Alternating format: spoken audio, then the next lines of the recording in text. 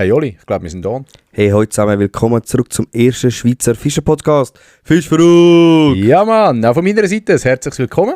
Schön, habt ihr eingeschaltet zu eurem Lieblingspodcast. Genau, kann man doch so sagen. Und bevor wir es vergessen, drückt alle geschwind Daumen auf, beziehungsweise abonnieren, uns folgen, kommentieren können wir später dazu. Genau. Ja, einfach, das bringt uns mega weit, wenn wir einfach wieder ein bisschen so, wie sagst du einmal? Engagement gibt es einfach ein bisschen, und wir werden anderen Leuten vorgeschlagen. Genau. Ich meine, es hören uns 1000 Leute und ich habe mal auch nachgeschaut, von diesen 1000 Leuten 300 so, oder so. Also das ist mega krass. Aber ist gut. Schaltet die Glocke ein, dann werden ihr nämlich auch immer informiert. Und für alle die es auf YouTube hören, es tut mir abartig leid, aber ich verpenne es immer, zum dort den Podcast auch auf öffentlich zu schalten. Das ist immer später online. Mega mühsam. Das tut es nicht automatisch veröffentlichen. Ah, was? Ja, ist mega mühsam. Okay.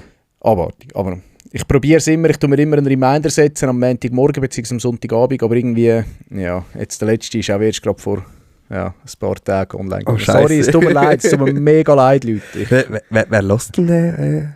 Ja, es sind von immer mehr auf YouTube. Ja, also ja. Ein paar, da reden wir von immer 15, 20 aber Personen. Aber kannst du das auch so offline hören wie Spotify? Keine Ahnung. Ich höre auf Spotify. Kein Plan. YouTube. Okay, gut, weiss eben ich. ja. Aber komm. Bevor wir uns da verzetteln, Oli, würde ich doch sagen, wir gehen mal in die erste Rubrik, und zwar Rückblick, Ausblick und Vorstellen vom Podcast. Geil, Mann, wir haben es das erste Mal geschafft. Geil. Alles in einem. Was für eine Überleitung, Mann. Das ist ein langer Titel, vielleicht müssen wir es mal noch kürzen. Ja, aber ich finde es eigentlich okay. Es soll ja einfach so sein, hey, wir schauen schnell zurück, ist etwas da offen gewesen, eine Frage, die wir beantworten können. Und es ist ja meistens ein bisschen weniger, wo wir dort drin haben, darum darf der Titel ein bisschen länger sein, oder? Fix. Aber hey, das Wichtigste, Oli, bevor wir es vergessen, oh ja. Ich habe sogar am Oli extra noch eins aus dem Kühlschrank können holen. Der Oli hat ein Quellfrisch und ich habe ein Braufrisch. Hauptsache frisch. Genau. Nice. Ah ja, sorry. Gut, also. Gut, sind wir noch nicht dort angelangt. Yes. Aber ich möchte mich mal bedanken, oder du sicher auch, für die vielen Challenges, die schon reingekommen sind. Wir werden beim so quasi entweder oder noch schnell darauf eingehen. 1, 2 werden wir sicher noch miteinander anschauen. Vielleicht werden wir schon eine annehmen. Genau. Lassen wir uns noch überraschen, aber das wird dann noch kommen am Schluss vom Podcast. Exakt. Aber hey, mega cool, haben so viele schon kommentiert. Auch auf Insta haben wir ein paar Nachrichten bekommen. Mhm. Hey, macht weiter. Sobald euch eine Challenge einfällt, unbedingt in die Kommentare oder uns auf Insta schreiben. Weiter. Wir sammeln einfach mal. Genau, unbedingt. Das läuft jetzt. Das soll jetzt ein bisschen laufen. Wir machen, glaube ich, jetzt ein bisschen Werbung dafür. Ja, machen wir nochmal einen Post oder so. Genau. Es spielt ja keine Rolle, wenn jetzt mehrere kommen. Wenn wir jetzt eine annehmen, könnt ihr immer noch weiter Challenge sie schreiben.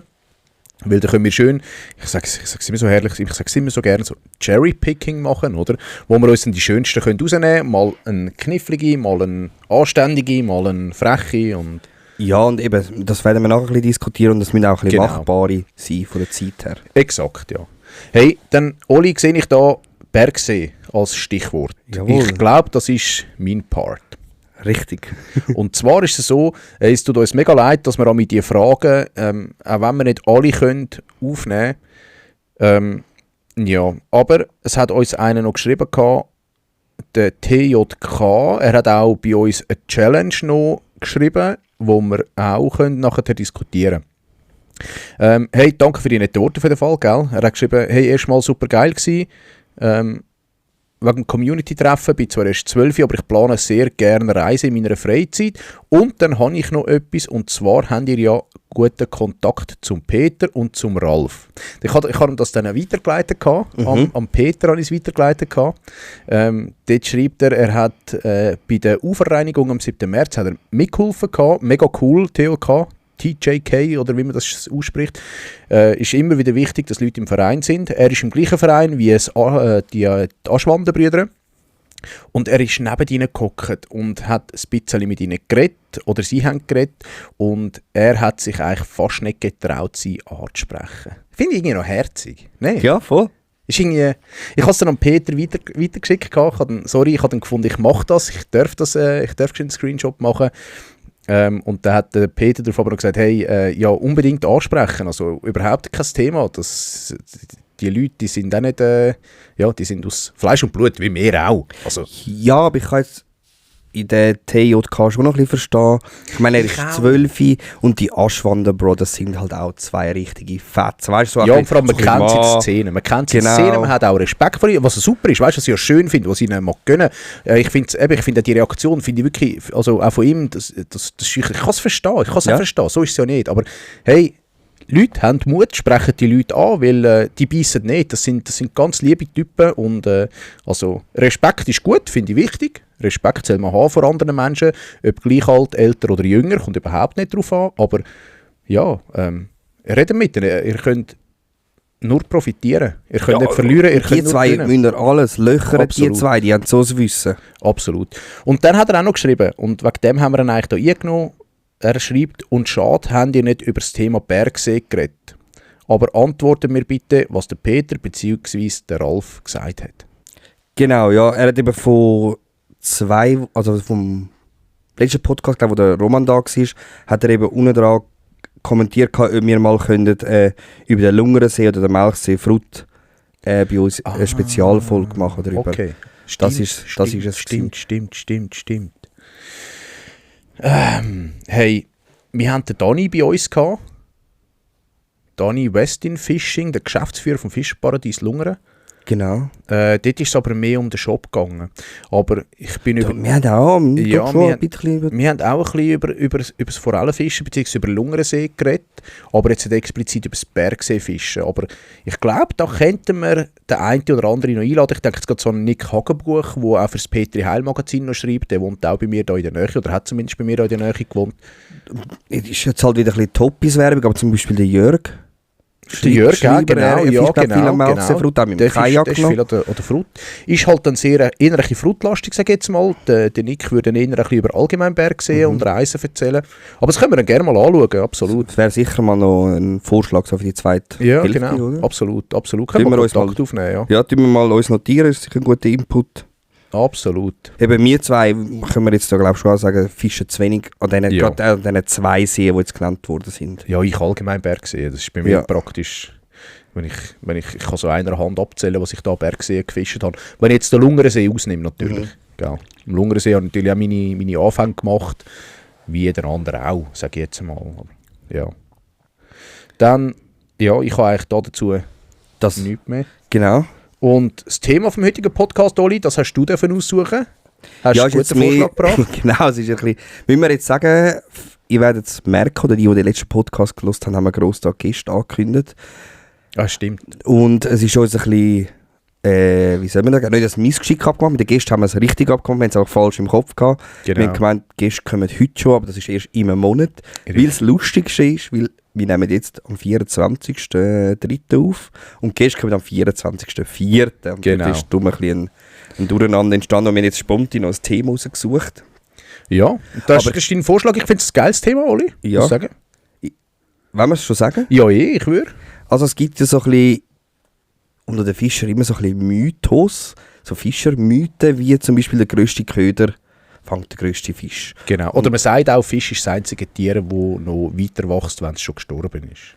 Genau. Oder so. Und dem wollen wir ein bisschen auf den Grund gehen heute. Und wir haben noch ein paar Stimmen eingeholt aus der Szene und so ein bisschen Meinungen, wie ihre Erfahrung oder...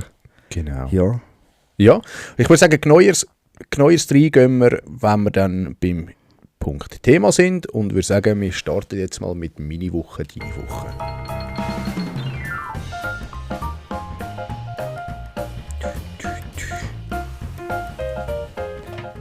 Ich habe gemeint, du schreibst noch mehr Punkte auf, aber du hast nur einen Punkt aufgeschrieben. Hey, ja, aber dafür habe ich die Überleitungen super trainiert, jetzt wie du gehört hast, oder? Gut, ja. Ich dachte, warum du plötzlich die Challenge so annimmst, die Überleitungen. Nein. Hey, ja, meine Woche ist, soll ich sagen, sehr schlicht gehalten gewesen. Ich habe wirklich nicht viel gemacht. Es war die Abdankung von Thomas Geier, wo wir uns getroffen haben, wo sehr viele Leute aus der Szene waren. Ich habe es sehr schön gefunden, auch mit der Musik noch begleitet. So, ich habe auch den Orgelspieler, der ist mir recht... wir sind ja gerade neben ihm geguckt in dem Sinn. Ich habe es recht spannend gefunden, auch wie der spielt. Ich habe das gar nicht gewusst mit den Orgeln. mit den Füßen und so, Ja, mit den voll, Händen, der hat dreistöckig recht zu oder tun, zweistöckig. Ja, ist mega cool gewesen. Es ist allgemein sehr schön gewesen. Auch wenn es ein trauriger Moment ist, denke ich, ist es etwas, wo der Geir wahrscheinlich nicht will, dass man, ja, wie sagen wir dem, dass man traurig ist, sondern dass man gleich noch Freude hat und dass man weitermacht. Ja. Also so ist es mir rübergekommen. Ja, hey, noch einmal da herzliches Beileid an der Familie und den Freunden. Ja, das ist eigentlich so ein bisschen... Ja, also ich habe schon noch einen schweren Gang gefunden. Ich habe jetzt den Geir jetzt nicht so gut kennt, oder ich kenne von der Messe, wo er da war, so ein bisschen vom Schreiben und so. Nicht, wir sind noch nie zusammen fischen oder so, aber irgendwie habe ich es auch mega schwierig gefunden. Auch ja, es so nimmt verabschiedet. Das hat mich jetzt schon noch recht mitgenommen und so ein bisschen nachdenklich gestimmt. Ja. Und wiederum aber auch mega glücklich. Ich meine, schau mal, wie viele Leute jetzt an seine Abdankung gekommen sind. Ja. Ich habe es schön gefunden. Das war nichts gesehen. Auch der Kili war dort, der Gesi, natürlich die Aschwanderbrüder, selbstverständlich. Es sind mega viele Leute dort gewesen. Der Dani, wirklich... Ja, also ein paar bekannte Gesichter. Absolut. Das war mega schön gewesen, ja. Viel mehr habe ich eigentlich nicht mehr gemacht. Den Rest habe ich wirklich mit der Familie auch genossen. Ich bin 2-3 Mal in das Wasser, habe mal probiert, ein bisschen Egli anzufischen. Aber ist aktuell noch nichts. Es ist einfach noch zu kühl. Zürich hat irgendwie 8-9 Grad umeinander. Das läuft noch nicht so, die sind noch zu tief und ich war vom Ufer unterwegs gewesen. An der Rüss habe ich es noch probiert, habe auch nichts gehabt, habe auch keine Alette oder etwas verwünscht. Also, ja. Es sind nicht so die harten Schneidermonate am Anfang, habe ich irgendwie so das Gefühl. So Februar, März, April, ja. So im April kommen die Regeltegel noch vor dem Laich. Und nachher geht es dann etwa ins Laichgeschäft und dann ist es dann auch in Ruhe. Dann ist jeder Hecht wieder offen und dann geht es dann dort weiter. Ja. Genau, das wäre es eigentlich so gewesen von meiner Woche, ja. Ja, jetzt, ich greife etwas ein bisschen vor. Und zwar habe ich etwas ein bisschen herausgefunden. Jetzt habe ich ja ein Haus mit ein bisschen Garten. Ist nicht wahr. Und ich habe gemerkt, so jetzt in dieser blöden Zeit, wie du gesagt hast, wo man nichts fischen kann. Gut, ich könnte jetzt auf Forellen fischen, aber ich habe jetzt nicht gerade Zeit gehabt, um ins Tessin runterzufahren. Oder zum Fischen im Tessin. Deine Mami hat ja auch noch Geburtstag gehabt. Meine Mami hat noch Geburtstag gehabt. Zum Beispiel, genau. Weißt du, was mir in den Sinn kam? Sorry, wenn dir das Wort fällt. Wir hat wohl auch noch Geburtstag gehabt. Ja, ich habe gesehen. Hoffentlich hast du an diesem Tag dran gedacht. Ja. Ja. Genau, und ich habe einfach gemerkt, hey, so den Garten machen in dieser Zeit ist eigentlich auch noch etwas Geiles.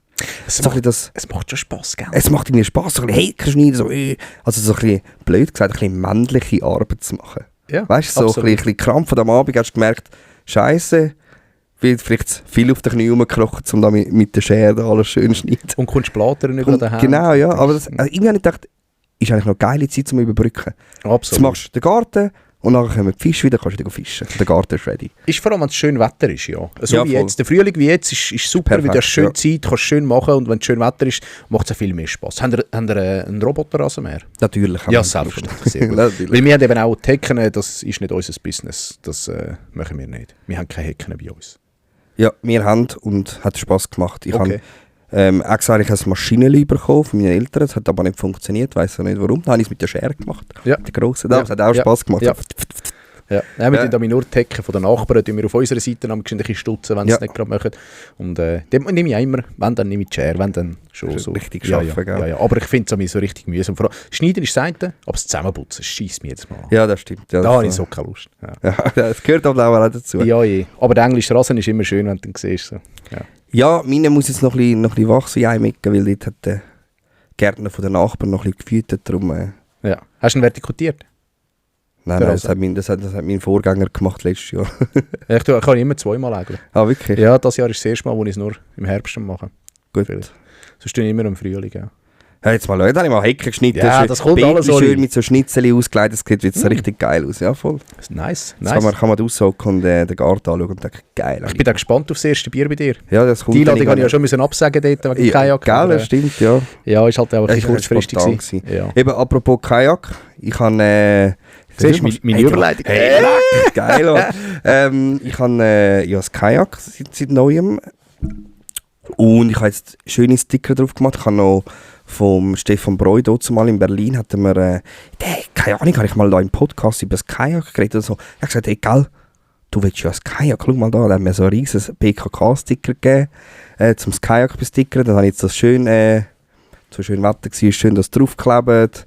das Kajak verziert, hat Spass gemacht. Jetzt muss ich nur noch überlegen, wo ich es versorgen tue. Wo hast du es jetzt? Momentan steht es bei mir im Garten. Ja. Weil, dort habe ich momentan am meisten Platz. Und ich musste noch ein bisschen putzen und so, ein bisschen mit dem Hochdruckreiniger reinigen. Und dann habe ich gefunden, dann lade ich es gerade im Garten. Gut, gell, du hast noch das Dachzelt, oder ihr habt noch das Dachzelt, Richtig. wo halt noch die Decke kommt. Wo ich innen im Carport habe. Aber ich habe jetzt schon, dort wo ich jetzt eigentlich, ich habe noch, bei der Eingangstür hätte ich so Scheiterbeig. Und die habe ich jetzt ein bisschen umgeräumt, dass ein Kajak dort reinstellen könnte, wenn es dann passt. Ja. Mal schauen. Dann, mein leidiges Thema geht wieder los. Warthosen. Ich weiss ja nicht, wie es bei euch ist, die so Warthosenverschleiß haben wie ich. Nein, ich muss jetzt echt sagen, ich habe von Fintrail letztes Jahr Warthosen letztes Jahr gekauft. Sehr zufrieden gewesen. Ich muss aber sagen, ich habe sie auch letztes Jahr sehr viel gebraucht. Ich bin auch in Holland, wo ich bin fischen. Dort im Oktober hat es ja auch so Orkan gestürmt und so. Da habe ich einfach die Warthose angehabt, weil es einfach das Geilste ist, weil du wirklich bis oben zu bist, Regenjacke drüber. Bist safe, auch die Füße sind nass geworden. Und dann habe ich irgendwie den Gedanken gehabt, ja komm, musst du es vielleicht gleich mal schnell anschauen. Und prompt hat der Neopren ein Loch gehabt. Und ich wieder nasse Socken. Ich dachte, jetzt muss ich piepsen nachher da. Es kann ja nicht sein, sie hat hier nicht mal eine Saison gegeben. Klar, ich habe sie mega viel gebraucht. Ja, gleich. Und dann habe ich gesagt, das kann nicht sein. Erstens habe ich mal Fintrail ein Mail gemacht, weil du hast 2 Jahre Garantie, also bitte dann mal eine neue noch zuschicken. Aber ich habe unterdessen auch schon ein bisschen geschaut, was gibt es so. Und ich habe jetzt im Fall so einen geilen Kleber gefunden und da habe ich euch auch mitgeben. Der Aquasur heisst er. Water Repair, Gesundheit. Merci. Und das ist so, so ein Leim, wo du kannst draufstreichen kannst. Der trocknet 10 Stunden und es ist wieder alles... und ist so gummig, gell? Also flexibel. So ja. Genau, du musst einfach schauen, dass du ihn schön verstreichst. Ja, das ist anscheinend jetzt pickelhart dann. Ja. Hey, aber wirklich, ich habe zuerst gedacht, ja, erzähl dir mir. Und das heißt wirklich, ich habe es 10 Stunden vielleicht sind es auch 24 Stunden gewesen, wo ich extra Trockner habe. Lieber zu viel als zu wenig. Genau, lieber zu viel als zu wenig. Aber es ist wirklich wieder, das Loch ist zu und es kommt kein Wasser mehr rein. Okay. Also ich hätte gleich noch, wenn im Fintrail das los, gleich gerne die 2 Jahre Garantie bitte. Ja. Aber der Kleber hat funktioniert. Also wer auch das Problem hat wie ich, Aquasur Water Repair heisst der. Oder eben Sims Watthose. Ist halt ein anderer. Ich habe glaube Sims. Ja, aber wenn dort im Neopren irgendwo... Wenn das Loch hast, ist scheiße. Genau, dann ist dann kann die Watthose 5 Stutz oder 500 Stutz kosten. Also ich muss sagen, meine ist jetzt schon ewig lang. Gut, ich brauche es nicht regelmäßig, aber ich habe es am Anfang viel gebraucht, als ich noch bei Äschen fische. Und die haben mir 2 Saisons locker gehabt, weißt du, wo ich es wirklich aktiv gebraucht habe. Und ich habe es doch auch relativ viel dabei, wenn ich auf Holland gegangen. Falls wir mal so eine Ufertour machen, werden wir das Jahr wahrscheinlich machen, würde ich es sicher auch wieder mitnehmen, einfach um ein bisschen geschützt zu sein vor dem nassen Gras und vor dem Gestrüpp etc. Das finde ich geil. Ich habe es auch auf dem Boot, wo ich gewusst habe, es kommt irgendwann eine richtige Regenfront. Du bist auch safe vor bis unten. Ja, aber dann habe ich meistens den Thermosut, weil im Herbst, wenn es wirklich kommt, schiffen und winden, dann ist es meistens ein kühl. Und da habe ich natürlich gerne den Westin-Anzug an. Ja, den habe ich erst wann habe ich den gekauft? Erst im November habe ich ja den von Fox gekauft. Darum. Ja. Aber ja. Eben, wie gesagt, letztes Jahr Holland war super mit den Warthose. Aber ja, das Loch müsste nicht immer sein. Was bei mir ein bisschen der Pain ist, ich habe Filzsohlen. Und mit Filzsohlen darfst du nicht überall warten. Ja. Gut, aber kaufst einfach andere Warten. Ja, ich kann andere Schuhe kaufen, ja. Aber eben für das muss ich dann auch brauchen. Ich nehme einfach ich kaufe mir einfach normale Schuhe, einfach nur grösser. So, weil, Voll, das habe ich jetzt... Nein, was habe ich gemacht? Ich habe so Taucher... Kennst du die Tauchersöcken? Für Taucher gibt es so Söcken, die habe ich gehabt wegen dem Bellyboot, weißt du, wenn du die Flossen drüber hineinziehst. Und die kannst du einfach über den Neoprensöcke hineinziehen. Dann hast du einfach wie 2 Neopren und das ist eigentlich voll bequem. Ja, aber das ist auch wieder etwas Ähnliches wie Filz, oder? Das ist einfach Neopren. Das ist einfach Neopren. Ja. Eben. Aber dann habe ich lieber Gummisohlen, weißt du, einfach auch einen vom Verschleiken von anderen Sachen. Ja, keine Ahnung. Aber die Wartschuhe kosten ja auch nicht 100'000 Stutz, das weißt du ja. Sind ein bisschen teurer, aber... Ja, das kann gleich. Sonst gehe ich in die Landi und kaufe mir ein paar Gummistiefel. Ja, das wäre eigentlich so meine Woche gewesen. Ich muss ehrlich sagen, Leute, ich vermisse das Fischen, Mann. Es juckt mich so. Ich bin kurz davor zu sagen, komm, ich gehe jetzt mal wieder Kundelfinger auf ein paar Forellen fangen oder so, weil irgendwie so das Gefühl haben vom Überlisten, vom Jagen. Ja, einfach wenn etwas zupft oder ruht, wenn etwas reisst. Seit im Januar nicht mehr gefischt, ich bin so juckig. Ja. Ich gehe am 3. April Egli fischen auf Zürichsee, mache ich auf Zürichsee probieren, wenn sie oben stehen. Wenn sie zu tief stehen, dann lasse ich sie, dann gehen wir irgendwie felcheln oder lassen das Ganze sein. Ja, aber wäre schon das Ziel, ja. Mal schauen, was das Wasser macht in dieser Zeit. Ja, sag's nicht, es muss schon noch ein bisschen hochgehen, die Temperatur. Ja. Nice. Oli? Dann kommen wir zu den Infos aus der Szene. Zuerst bin ich richtig eifersüchtig, als ich jetzt OneNote aufgetan habe und gesehen habe, wie viele News du hast. Und ich habe bis heute keine gehabt. Und es sind doch noch ein paar gekommen. Also, ich habe es ein bisschen verschlafen die letzten 2 Wochen. Hey, oder ist auch nicht viel los? Ja, es ist nicht so viel los, habe ich das Gefühl. Aber ich habe mir auch das zu Herzen genommen, was du gesagt hast, dass du dir das vorzu, gerade wenn du es siehst, einträgst. Habe ich natürlich auch gemacht. Darum eine. Die anderen habe ich einfach, als ich es gehört habe. Oh, ja. Hey, ich habe Bad News für alle Slashblade-Fischer.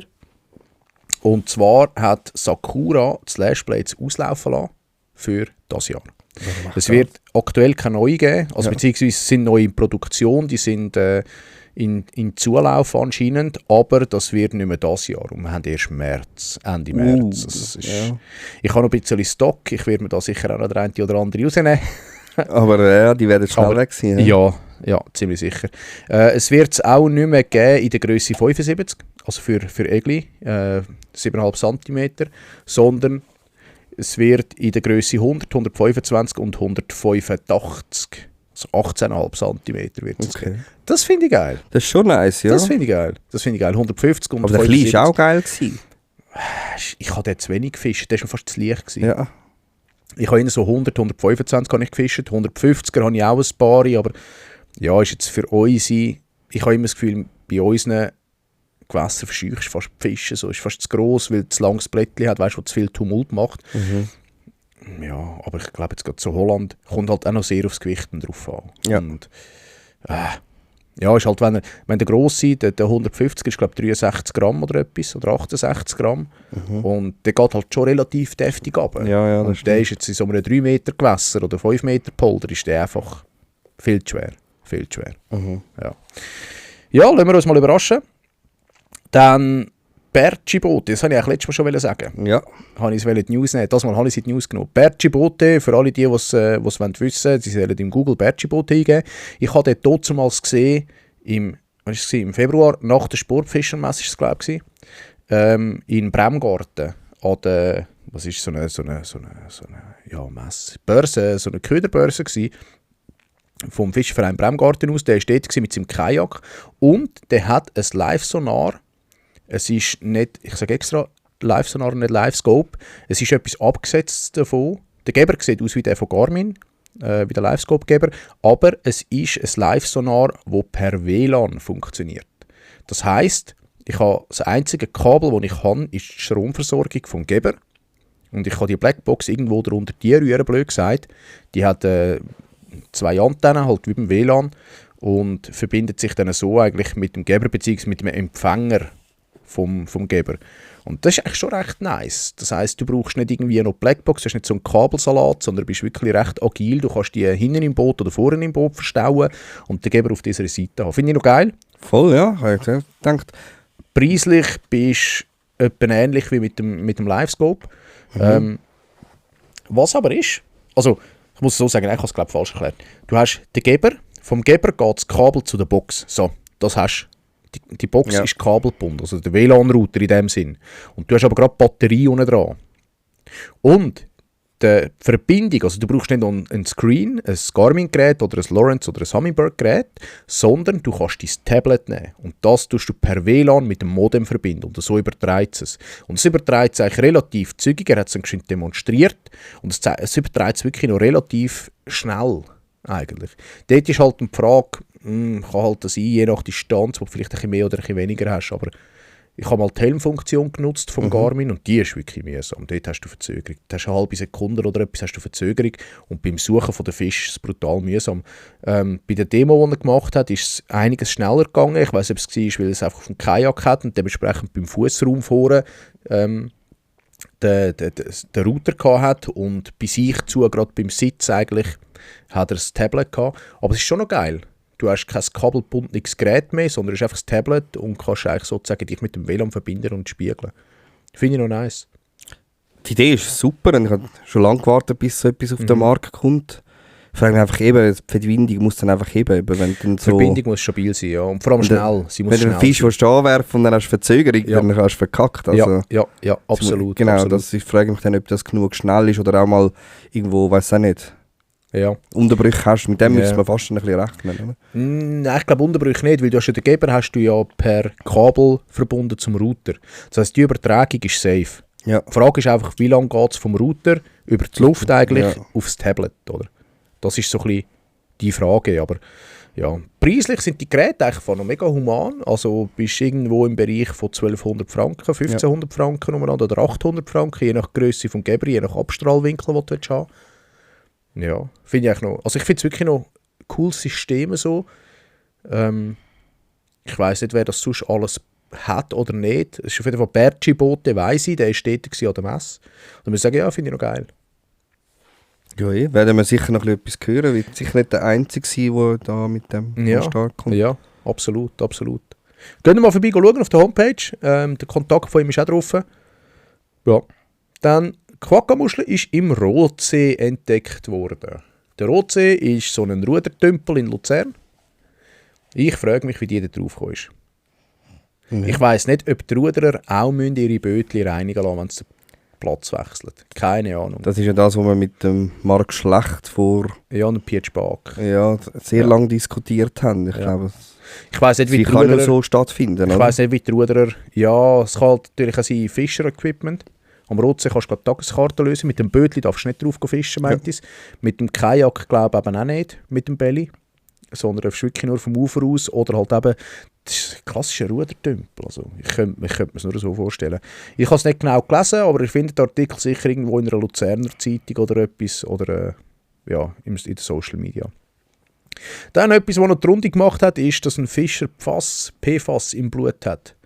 Und zwar ist es, weil er jahrelang Egli gegessen hat aus dem Zugersee. Er hat rund die 77-fache Menge im Körper als eigentlich Grenzwert ist. Ich habe da noch kurz etwas vorbereitet, so ein bisschen für Laien. Und zwar, muss ich schauen, wo ich das habe. Ich habe das da. Yes. Für Laien wie mich und dich, Oli, PFAS. Was ist das überhaupt? Wir wissen es mittlerweile. Aber PFAS ist eigentlich per- und polyfluierte Alkylsubstanzen. Das sind künstliche Chemikalien, die extrem langlebig sind und darum nennt man es auch Ewigkeitschemikalien. Also man kann die praktisch nicht abbauen. Unter anderem sind es bei der Pfanne die Antihaftbeschichtung, die besteht in der Regel aus PFAS, Teflon in dem Sinn. Die Outdoor-Bekleidung, da gehört unter anderem natürlich auch irgendwo Watthosen oder rein, wo wasserabweisend ist. Was vor allem ein riesen Punkt ist, ist der Feuerlöschschaum, also der Feuerlöschschaum. Natürlich auch Verpackungen, gerade das Sprichwort Food Waste, Dreck am Wasser hinterlassen, vor allem bei den Fastfood-Verpackungen. Industrieprozess, auch in den Farben rein. In Talwil zum Beispiel gibt es eine Farbfabrik, dort haben sie jetzt einen ganzen Hang gesperrt gegen den See hin, wo sie renaturiert haben aufgrund von PFAS-Belastung oder PFAS-Belastung. Ins Wasser gelangt es über mehrere Wege, unter anderem Industrieabwasser, Kläranlagen, PFAS könnte das nicht rausfiltern, was eben wieder spannend ist. Feuerwehrübungslöschplätze natürlich und selbstverständlich Deponien und belastete Böden. Oder? Und das Problem ist halt einfach, dass sich die Stoffe, die lösen sich im Wasser sehr gut auf und verteilen sich auch über die Flüsse und Seen, halt auch Zürichsee, Rheinjahre etc.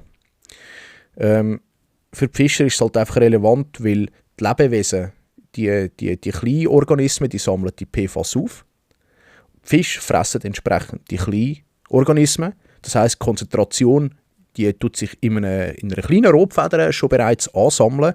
Und die Raubfische wie Hecht, Egli, Zander etc., die tun natürlich die Raubfische, die schon bereits eine hohe Konzentration in sich haben, jagen und fressen. Und dementsprechend haben sie noch eine gröbere Dosis. Oder?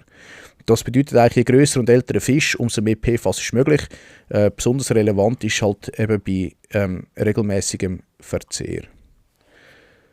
Im Körper, warum das schädlich sind, sie können im Körper beim Menschen eigentlich relativ viel machen, weil es halt einfach die Ewigkeitschemikalien sind, also darunter gehört irgendwo eine Schwächung vom Immunsystem, der Hormonhaushalt zerstören oder einfach beeinträchtigen und erhöht natürlich auch das Krebsrisiko.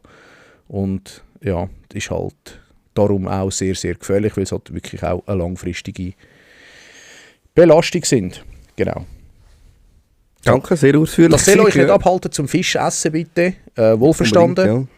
Ich finde das gleich noch eine wichtige Aussage. Tun einfach den Fischkonsum halt vielleicht einschränken oder schauen, woher das der Fisch kommt, etc. Ich denke, das sind einfach meine Gedanken, gell?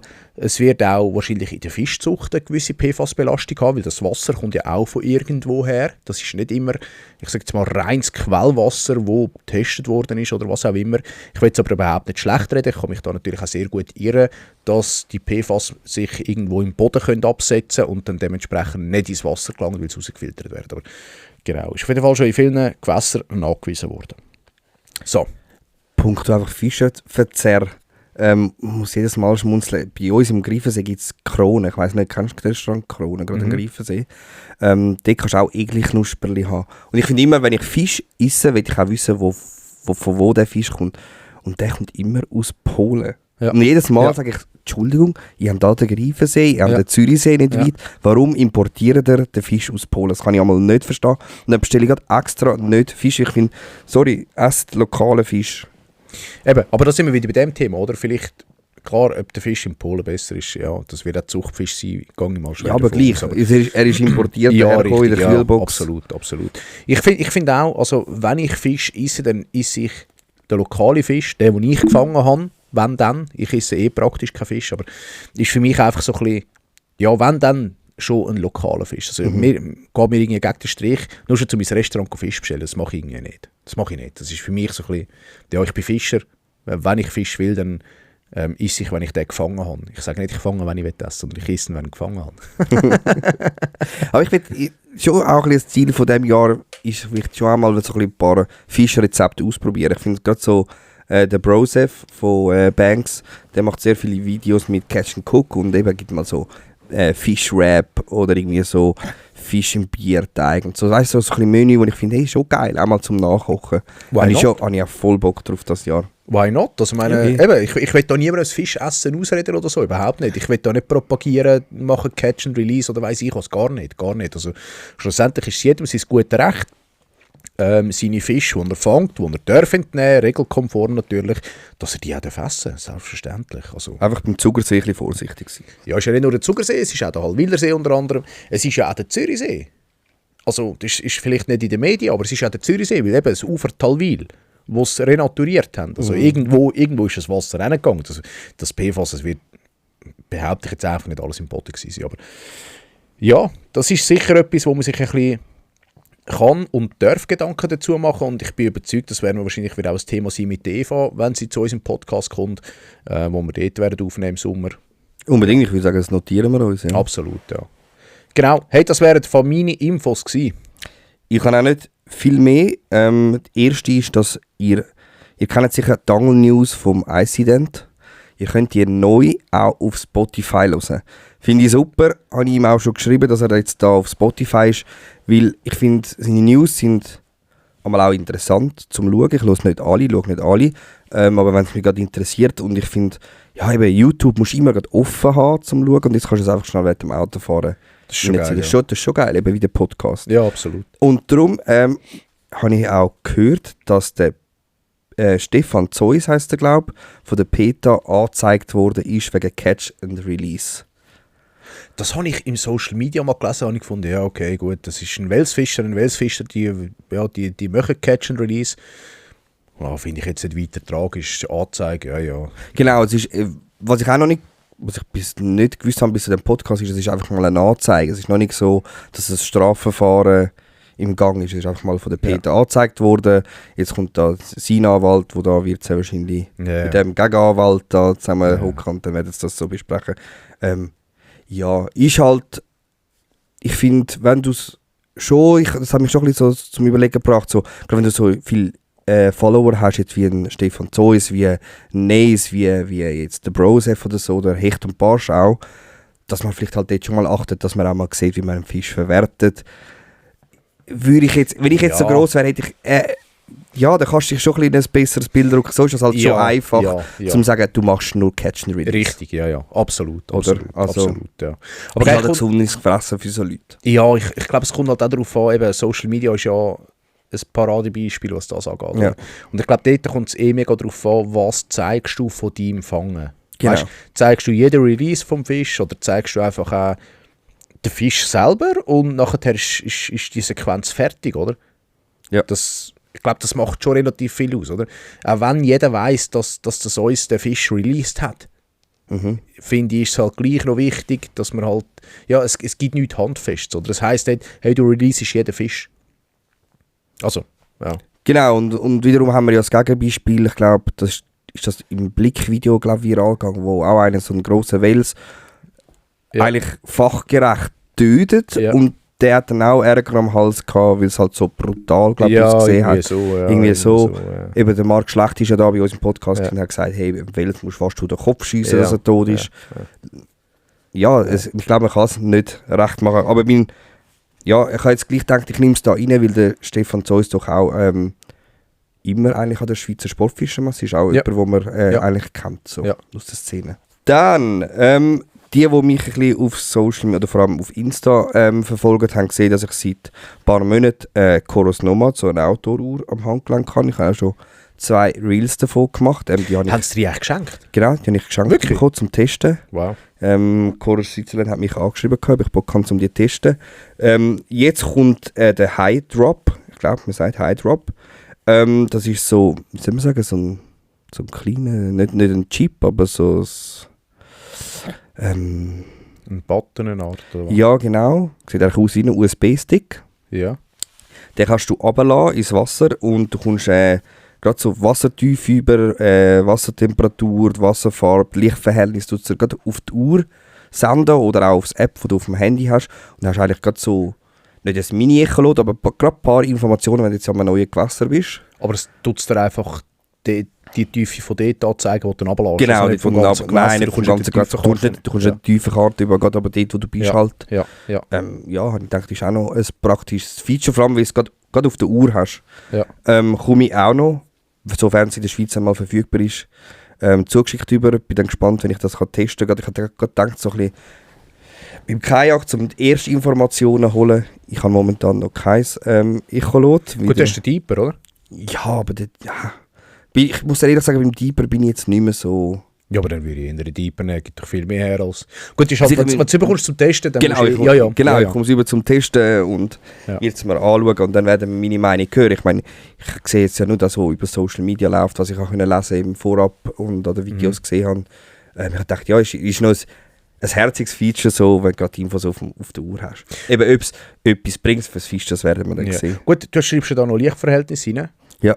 Das stellen wir sicher, das ist ja nicht schwimmend, sondern das lässt runter. Das lässt runter, genau, ja. Das stellen wir eben schon noch spannend vor, so die Lichtverhältnisse, wie es aussieht und unten, weißt du, was du da für Werte überkommst. Das nehme ich dann auch ein Wunder, ja. Vor, wenn du so mal auf 3-4 Meter runterlässt, dann siehst du die Lichtverhältnisse, du weißt, okay, unten ist eher trüb oder ist eher hell oder weiss ich was, klares Wasser. Oder ja, weil das Wasser, das du an der Oberfläche siehst, ist ja nicht immer das, wie es auch die Tiefe siehst. Ja, genau, ja. Das stellen wir schon noch spannend vor, ja. Ja, ich bin auch gespannt, wenn ich es mal in der Hand habe. Ich kann noch nur sagen, was ich bis jetzt gesehen habe und gelesen habe über das. Cool. Ja, voll. Bin gespannt, was da weiterkommen wird. Aber eine Uhr könnt ihr anschauen auf meinem Social Media Account. Perfekt. Ja, das wäre es zu meinen News. Dann würde ich sagen, gehen wir ins Thema. Ich sage hure viel, dann würde ich sagen. Ist dir das aufgefallen? Nein, ist mir nicht aufgefallen. Nein. Sind wir auch noch nie darauf hingewiesen worden. Genau. Yes. Im Thema werden wir ein bisschen wie viele sind es? Ich kann jetzt nicht zählen. Ein paar Angelmythen. 2, 4, 6, 8, 10, 11. Vielleicht nicht gerade zu allen 11, aber ich denke, es gibt 1, 2, wo wir sich rauspicken werden. Ja, ich glaube, es haben auch nicht alle zu allen 11 etwas gesagt. Genau. Also ich habe von gewissen 11 Sprachnachrichten bekommen, aber...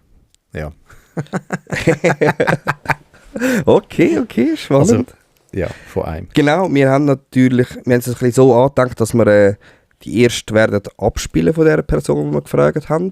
Und dann werden wir ein bisschen diskutieren, was die Person gesagt hat. Und werden wir weiter übergehen zu der nächsten Person. Ciao Oli, ciao Nico. Hallo zusammen, vielen Dank für die kurzfristige Anfrage. Ich versuche es mal schnell, eure Fragen mit meinem subjektiven Erfahrungsschatz zu Boden zu bringen. Ach Robin, wie ich deine Art liebe mit dem subjektiven Erfahrungsschatz. Subjektiv sehen, glaube ich, der eine oder andere ein bisschen anders, aber das ist ja schön am Fischen. Jeder sieht es ein bisschen anders und wir sind doch alle auch ein bisschen Klugscheisser, oder? Also grosse Köder gleich grosse Fisch.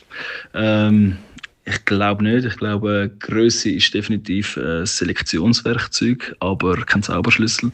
Ich glaube, die Fische wägen immer ein bisschen ab zwischen Energiegewinnung und auch Aufwand, was wir betreiben, um als Futter zu kommen.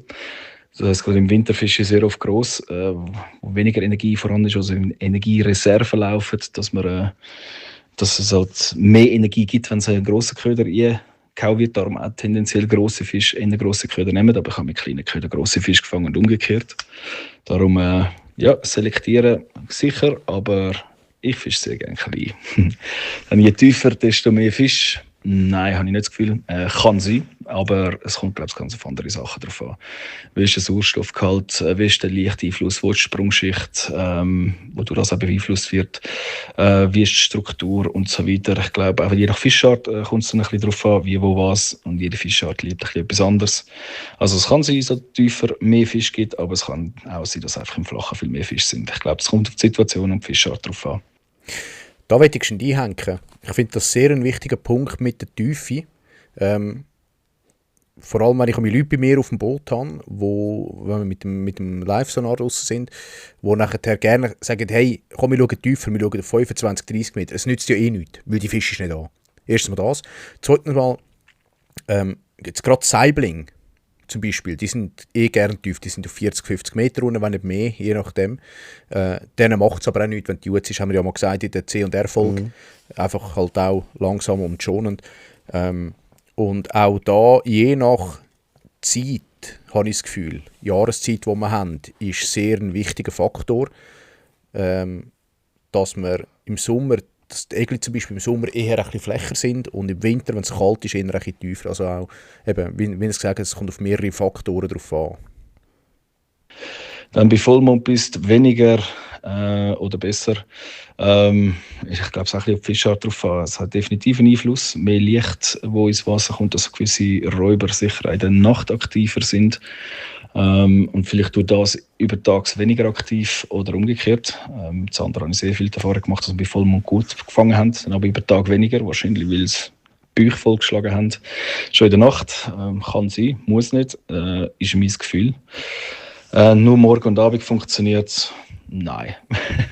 Kommt, glaube ich, auch da viel mehr davon, wie ist die Sonneneinstrahlung, wie ist die Wassertrübung und so weiter. Die Dämmerung ist sicher gerade im Sommer grossartig. Aber im Winter fische ich sehr gerne übertags, wenn es das Wasser ein bisschen erwärmt, Flachwasserzone ein bisschen erwärmt und dann wieder besser funktioniert. Darum auch dort was soll ich sagen? Kannst du es rausschneiden? Auch dort kommt es sehr auf die Situation drauf an. Mittags ist immer tote Hose, geht auf das, was vorher war, ein. Teure Köder fangen besser? Absolut nicht. Was sicher besser ist, teure Köder haben oft besser verarbeitetes Material, bessere Haken, vielleicht ist die Hackquote dann ein bisschen besser, sie heben länger und so weiter. Aber du kannst auch mit dem günstigsten Köder am richtigen Ort gute Fische fangen. Wenn ein Fisch einmal erschreckt wird, kommt er nicht mehr. Ich glaube, es kommt ganz auf die Habitation drauf an, auf den Erfahrungswert des Fisch, auch die Risikoabwägung, die der Fisch macht zwischen Nutzen und Risiko. Da haben wir Gewässer zu Gewässer unterschiedlich. Man kann vor allem an gewissen Tagen zum Beispiel spuken und die nächsten 20 Minuten ist der Spot tot. Und an anderen Tagen ein bisschen mehr Wassertrübung und alles, auch wenn sie erschreckt sind, sie schiessen trotzdem immer wieder drauf. Auch das Situation zu Situation unterschiedlich. Ich kann einfach fischen. Der Fisch lernt nicht. Oh doch. leider schon genug Erfahrung gemacht. Ich glaube, das kennt jeder, wenn ein Köder ständig gefischt wird und von vielen Fischen gefischt wird, irgendwann kennen die Fische den und dann wechseln wir und auf einmal funktioniert es wieder. Ich glaube, die Lernkurve von diesen Fischen ist schon nicht allzu tief. Je nach Fischart auch sehr unterschiedlich, gibt es auch verschiedenste Studien dazu, zu Karpfen und so weiter, weil das doch sehr, sehr schlaue Tiere sind. Ohne High-End-Setup fängst du nichts. Ach, no. High-End-Setup gibt es sicher Komfort, gewisse Freiheit am Wasser, gerade wenn man Gewässer nicht kennt, aber es ersetzt nie das Wissen. Wie, wo, wann steht der Fisch, wie ist die Gewässerstruktur. Ich glaube, wenn man sein Gewässer gut kennt, braucht man absolut kein High-End-Setup. Aus meiner Sicht teilweise sogar kontraproduktiv, wenn man dann nur auf den Bildschirm schaut und vergisst einfach zu fischen und die Zeit in der Natur zu geniessen. Fisch kommt schon. Und ich glaube, die Erfahrung lässt fangen. Aber es gibt definitiv eine gewisse Freiheit, dass man kann erfolgreich oder erfolgreicher sein kann, gerade wenn man das Gewässer nicht kennt. Ich selber fische gerne ohne High-End-Setup, sondern ganz einfach. Wo andere fangen, fangst du auch automatisch. Bullshit, bist ja so viel reingelaufen. Wo Kollegen gut fangen und ich gar nicht oder umgekehrt. Ich glaube, es kommt sehr fest auf. Der Spot ist sicher wichtig. Wenn man ein guter Spot ist, wo andere fangen, dann ist das mal ein gutes Zeichen. Aber dann kommt es auf Köderführung, Köderart, Montageart, Einholgeschwindigkeit und so weiter. Viel mehr drauf an. Und ja, kennt, glaube ich, jeder von uns. Der Kollege fängt, lacht die aus und selber fängt man nicht. Oder umgekehrt. Da will ich dich schnell einhängen. Und zwar habe ich ja das Beispiel vom Luki, von meinem alten Schulkollegen, der mich ja letztes Jahr eingeladen hat, der auch gesagt hat, hey Oli, komm mit uns mal fischen, wir fangen nie etwas. Und ich habe ihm auch gesagt, ja komm. Stimmt, wir sind Egli fischen. Genau, Egli fischen. Er hat gesagt, komm, fahr auf euren besten Spot, den ihr habt. Es hat sicher Fisch dort. Und eben, ich gehöre nicht 1 Minute im Wasser gehabt, Fisch gefangen. Einfach so. Und dann habe ich ja ihn auch probiert, das Free Rig zeigen, mit welchem Köder genau das gleiche herbindet. Du kannst nur so jemandem sagen, eben, ja, wie viele Sekunden wartest, dann drehst du wieder. Ja. Manchmal ist es einfach ein bisschen Gefühlssache und ein bisschen wie du halt fischst, halt so ein bisschen das, was du angewöhnt hast oder das, ja, wie heißt es, der Automatismus, den du drin hast. Da kann ich, ja. Ein anderer würde jetzt sagen, ein fischiges Gefühl. Ja, oder so, absolut, genau, ja. Das ist schon so, ja. Standort ist weniger wichtig als Köder. Absolut nein, Standort ist A und so. An einem guten Standort kann man auch mit einem schlechten Köder Fisch fangen, an einem schlechten Standort wird es auch mit einem guten Köder schwierig. Ein guter Standort und gute Köder ist der Key. Gut. Jawohl. That's it, Robin. Danke dir vielmals. Ich glaube, wir haben unseren Senf gerade dazugegeben. Müssen wir da noch gross etwas... Hast du dir Notizen gemacht oder so? Nein, aber ich habe jetzt ein bisschen gehört, auf was wir rauswollen. Das sind so ein bisschen die 11 Mythen. Der Robin hat jetzt schön alle 11 abgegliedert. Ja, ich glaube nicht alle, die wir gefragt haben, haben die 11 aufgenommen. Genau, das sind so ein bisschen die Angelmythen, die wir ein bisschen behandeln wollen. Und absolut. Wo man, glaube auch jeder, der fischt, mal ein bisschen daran hergelaufen ist. Genau. Außer beim High-End-Setup muss ich vielleicht jetzt noch ganz sagen, dort habe ich mehr gemeint als so ein bisschen Routenrolle. Ich habe es gedacht, ja, als er gesagt hat, er redet halt da von der Sonartechnik auf dem Boot zum Beispiel. Aber auch das, also finde ich, ist gleich auch. Meine High-End-Setup auf dem Boot, ich weiss noch, wir haben am Silsee ein Bötchen gemietet, da haben wir so ein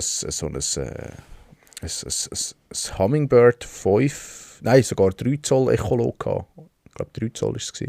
Ganz kleines, mobiles, wo wir da uns mega cool gefunden haben und so. Und du, was hat es da? Wir haben Tiefen gesehen und das war alles, was wir dort gebraucht haben. Oder? Weil mehr Fischen haben wir nicht können. Und Live-Sonar war für uns noch unmöglich gewesen, oder hat es da, glaube ich, gar noch nicht gegeben. Durch das, ja, es langt. Hat den Zweck erfüllt, genau. Ja, dann würde ich sagen, gehen wir mal weiter. Hören wir noch den Jonas von Captain Greenfin. Mythen im Angeln. Super spannende Frage. Gibt definitiv ein paar. Du hast ein paar übergeschickt. Ich hätte gedacht, du musst mehr Richtung hundefressende Welsen gehen und so Sachen, so Geschichten, wo man so hört. Das wäre aber auch lustig gewesen. Das wäre auch. Als ich das gehört habe, dachte ich, verdammt, der wäre auch lustig gewesen. Ja, weil ich glaube, es gibt so vom Jeremy Wade auch so eine Folge. Ja. Wo es darum geht, ein Wels hat da einen Hund gefressen. Ja, oder auch Leute. Ja, absolut. Das wäre auch lustig gewesen, Jonas. Wäre auch spannend, ja. Wäre auch spannend. Ein, zwei Sachen, die ich da rauspicke von dieser Liste. am Morgen früh und am Abend spät besser ist als sonst durch den Tag.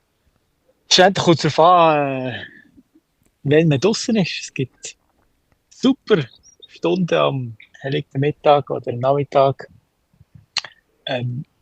Ich bin aber auch regelmässig am Morgen früh draußen oder am Abend spät. Aber jetzt nicht unbedingt, weil ich das Gefühl habe, ich fahre deutlich mehr. Hey, sorry Jonas, ich hoffe, du bist mir nicht böse, aber ich tue dich auf 1,5-fache Geschwindigkeit. Ich habe deinen Dialekt gern, bist mir bitte nicht böse. Ich hoffe, auch die Community ist mir nicht böse. Wenn man es nicht versteht, mache ich wieder langsamer, aber ja. Und was einfach eine super schöne Stimmung ist. Es geht halt vor dem Arbeiten und nach dem Schiffen. Schnell rund aufs Wasser zu gehen. Darum kann ich nicht bestätigen, dass am Morgen und am Abend immer besser ist. Es gibt sicher Phasen, wo es deutlich besser ist am Morgen und am Abend. Ich glaube, so im Hochsommer, wenn man auf Egli geht, hat es schon etwas Magisches die ersten paar Minuten, nachdem die Sonne aufgegangen ist, oder die letzten paar Minuten, bevor die Sonne untergeht, dass der die grossen Egli nochmal richtig in Fresslaune kommen. Ein zweiter Punkt, teure Köder fangen besser. Ich glaube, kann man nicht 1:1 so sagen, aber was ich würde unterschreiben, ist, dass man Vertrauen braucht in den Köder, den man fischt. Das hat meiner Meinung nach eines der grössten Einflüsse, dass man auch sauber fischt, länger fischt, genauer fischt, anders fischt. Kann man gar nicht sagen, aber ich glaube, das ist so ein bisschen im Unterbewusstsein, dass wenn man Köder dran hat, gar nicht wirklich daran glaubt, dass man auch nicht so viel fährt, aber wenn man Köder dran hat, wo man wirklich daran glaubt, dass der meistens so mehr Fisch bringt. Ich muss noch schnell einhängen, weißt du, was finde ich schön? Sowohl der Robin als auch der Jonas, keine, obwohl sie jetzt nutzen können, keiner macht Schleichwerbung für seine Marke. Das ist so, ja. Danke, ja, Jungs. Absolut. Und Fischen lernen nicht, kann ich bestätigen. Ich habe das Gefühl, dass die Egli oder die Hechte auch, ja, wobei bei den Hechten ein bisschen weniger, aber die Egli, wenn die im Schwarm unterwegs sind, so nach 3 bis 6 Egli, meistens merken die, dass da etwas faul ist mit dem Köder, wo alle ihre Kollegen rausgehen. Und ich tue meistens schon nach so 3-4 Fischen schnell die Farbe wechseln, oder die Grösse, meistens eher die Farbe als die Grösse. Und merken dann, dass die Frequenz weiterhin stabil bleibt. Also ging auf dem genau gleichen Dekor zu bleiben, gleiche Präsentationsart. Und ja, ich hoffe, das hat euch ein bisschen Insight gegeben. Und wünsche dir, Nico und der ganzen Fischverrückt-Community ein schönes Tag. Ich hoffe, ihr könnt noch ein paar Frauen überlisten. Ich habe das aber vor dem Wochenende. Habt's gut. Ciao, ciao. Jonas, da musst du dich enttäuschen. Nein. Hey, aber danke auch dir natürlich für die Sprachnachricht. Auch wieder, eben, wie du gesagt hast, interessant. Was ich auch spannend finde, das High-End-Setup, auch jetzt da bei den Ködern von Jonas, ja, ist nicht nötig. Und durch das, ja, finde ich, bestätigt das so ein bisschen auch meine Meinung, oder? Dass nicht der Preis vom Köder entscheidend ist, sondern ja, halt effektiv das Verhalten in dem Sinn, oder? Genau, ja. Ja. Dann gehen wir doch mal geschwind Richtung Sardinien runter und hören mal am Sidi zu. So, ciao Oli, ciao Nico, liebe Fischverrückt-Community. Ich melde mich gerade aus der Ferien aus Sardinien. Darum auch relativ kurz angebunden. Andererseits, bei so vielen Fragen, die ihr da gestellt habt, gibt es von mir aus schon einen eigenen Podcast. Ich würde sagen, wir fangen gerade an. Grosse Köder gleich grosse Fisch, bin ich ganz klar nicht der Meinung. Gerade so bei unseren Hecht in der Schweiz ist es nicht unüblich, dass man auch auf riesige Köder ganz kleine Fische fängt. Da ist gerade eine Strassensperre. Dann nächster Punkt, mittags ist tote Hose, respektive nur Morgen und Abend funktioniert es. Würde ich sagen, nein. Ganz klar ist der Morgen und der Abend oftmals am interessantesten. Die Lichtwechselzeit im heißen, im Sommer ist natürlich immer die kühlste Zeit, dementsprechend auch sehr, sehr interessant. Aber ich würde jetzt nicht sagen, dass man am Mittag aufgrund von dem gar nichts fängt. Dann nächster Punkt, ohne High-End-Setup fängst du nichts. Ganz klar nicht der Fall. Es ist jedoch so, dass wie bei jedem Hobby, wenn du ein bisschen tiefer drin bist, wirst du ein bisschen freakiger, gibst gerne mal ein bisschen mehr Geld aus und es macht dir dann dementsprechend auch mehr Spaß, ist aber ganz klar nicht essentiell. Und der letzte Punkt, meiner Meinung nach eine spannende Diskussion, der Standort ist wichtiger als der Köder. Ich bin ganz klar der Meinung, dass Place is key, also wenn du einen scheiß Spot hast, kannst du noch einen guten Köder fischen und du wirst nichts fangen. Andersrum, an einem sehr, sehr guten Spot ist vielleicht der Fisch auch mal ein bisschen gnädig mit dir als Angler, wenn du mal nicht der beste Bait oder nicht die sauberste Köderpräsentation an den Tag leistest. Genau, das wäre es von mir. Ich gehe jetzt dann wieder nach der Mittagspause ans Wasser und ja, hey, Tideline soll raus. Ciao, ciao. Ja, ich glaube, da müssen wir auch nicht viel dazu sagen. Kann ich voll unterschreiben, Also, was er sagt. Eben. Place is key, für mich auch. Voll, das stimmt auch zum High-End-Setup. Ich meine, eben, musst nicht Evergreen fischen. Wenn du natürlich ein Freak bist, machst du es. Ja, absolut. Da kommt, glaube ich, noch eine gute Nachricht diesbezüglich über Komfort und High-End-Setup. Ja, ich habe nichts mehr dazu anzufügen. Oli? Nein, Sidia, danke dir. Ich hoffe, du hast noch ein paar fette Bass rausgeklopft. Dann würde ich sagen, lassen wir mal über die Grenze Richtung Österreich. Johannes, das Wort gebe ich dir. Ja, hallo miteinander, der Johannes hier. Ich habe ein paar tolle Fragen von Nico und Olli bekommen. Sehr interessant, auch ein paar Thesen, die man so schon oft gehört hat, muss man sagen. Und ja, ich beantworte die natürlich gerne. Erst vorweg, die gibt es ganz, ganz häufig, große Köder, große Fische. Würde ich so nicht unterschreiben, aber man kann ganz klar mit größeren Ködern gezielt größere Fische fangen. Dann nur morgens oder abends funktioniert es. Es sind auf jeden Fall meistens die Top-Beißzeiten, aber ich habe auch schon richtige Beißgewitter unterm Tags- zur Mittagszeit erlebt. Deswegen, wenn ihr Zeit zum Angeln habt, immer draußen sein. Standort ist weniger wichtig als Köder. Da würde ich auf gar keinen Fall zustimmen. Standort ist immer das Wichtigste und dann kommt der Köder. Wenn du an einem Ort mit einem tollen Köder angelst, wo kein Fisch steht, wirst du niemals was fangen. Andersrum allerdings schon. Ohne High-End-Setup fangst du nicht. Ganz klar nicht. Man kann auch mit günstigem Einsteiger-Tackle schöne Fische fangen. Mit High-End-Tackle macht es nur ab und zu mehr Spaß, muss man sagen. Und Fischi lernt nicht. Das stimmt absolut auch nicht. Ich meine, das hat man sicher schon oft gemerkt. Auch selber schon, wenn man einen Spot hat, der gut funktioniert, wenn man dort oft war. Irgendwann wissen Fisch Bescheid und die lernen auf jeden Fall. Sehr interessante Frage. Merci, dass ihr wieder dabei war und allen einen schönen Tag. Riesen Respekt, Johannes. Ich muss an dieser Stelle da beichten. Ich habe dir auch die Nachricht, einfach weil ich zu faul war, habe ich allen die gleiche Nachricht geschrieben und ich habe sie an Johannes auf Schweizerdeutsch geschickt. Danke, Johannes. Hey, ja, auf jeden Fall danke vielmals für deine Meinung. Finde ich, ja, eben, vor allem, ich finde der letzte Punkt, oder der zweitletzte Punkt, oder, den er wieder angesprochen hat, ein guter Köder an einem Scheiss-Spot, YPC, das beste Beispiel. Wenn der Spot nicht läuft, dann kannst du Köder dranhängen, wo du Vertrauen hast, bringt nichts, oder? Und aber auch der letzte Punkt, wo er gesagt hat, dass die Fische nicht lernen.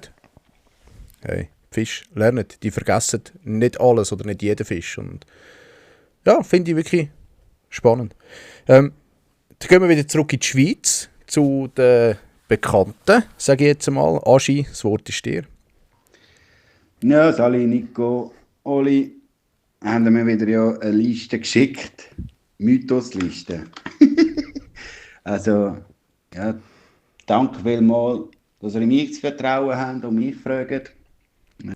Ich muss vielleicht auch noch erwähnen, wir fragen den Herr Dr. Professor Aschwander. Ich glaube, ich bin da auch sicher der versierteste und beste Fischer, der zu diesen Mythen Auskunft geben kann. Ihr habt euch einfach wieder mal an die richtige Fachstelle gewendet. Also, er weiss nicht nur über das Fischen, nicht nur über Tinder Bescheid, sondern er weiss auch über das Fischen Bescheid. Wenn wir da Fragen haben, steht er gerne in allen Belangen zur Verfügung. Danke, Aschi. Ich muss sagen, es ist ein bisschen kurzfristig. Da müsst ihr euch noch ein bisschen mehr ins Zeug legen und ein bisschen länger vorausdenken. Zur Kenntnis genommen. Ja, und es ist ein bisschen dem geschuldet, dass wir eben einen Termintausch hatten. Eben, zur Kenntnis genommen. Aber ich habe mir jetzt gleich ein paar Gedanken gemacht zu diesen Mythen. Grundsätzlich könnte man eigentlich sich einen Podcast machen über 3 Stunden über die Mythen. Aber ich wollte mich jetzt hier auch kurz halten, ist ja auch eine Sprachnachricht. Und deshalb sage ich euch gerne ein paar Sachen zu diesen Mythen, die wir hier geschrieben haben. Also Mythos 1, grosse Köder, gleich grosse Fische. Das unbestritten so, ganz klar. Gibt es gar nichts zu diskutieren. Also, du kannst auch jedem Anfänger eine Big Bait Route in die Hand drücken. Er wird deinen eigenen Highscore sofort schlagen. Dann der nächste Mythos, je tiefer, desto mehr Fisch. Also, ist mir auch schon aufgefallen. Und deshalb haben wir uns auch entschieden, dass wir das Boot verkaufen. Wir kaufen uns jetzt ein U-Boot. Die Vollmondgeschichte, der nächste Mythos, die Vollmond bist weniger oder mehr. Dort kann ich euch viel bessere Auskunft geben. Ich kenne mich ganz gut aus. Ich bin auch in einer WhatsApp-Gruppe. Dort sind ein paar Hecht und Egli dabei. Und der Name dieser WhatsApp-Gruppe ist nämlich «Bro, heute ist Vollmond, wir wissen nicht».